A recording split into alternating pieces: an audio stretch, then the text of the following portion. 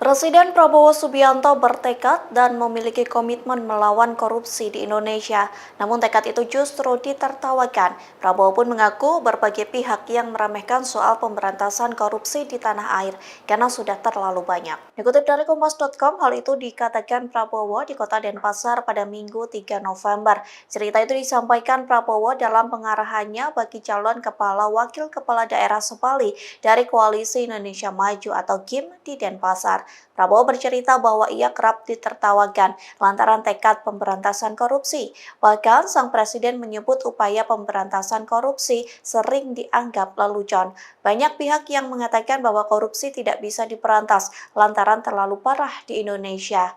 Meski begitu, Prabowo tetap bertekad mengadakan perbaikan di tanah air, terutama memberantas koruptor.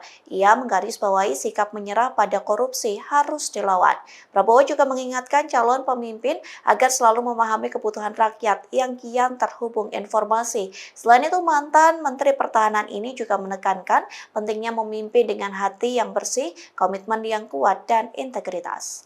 Download Tribun X sekarang, menghadirkan lokal menjadi Indonesia.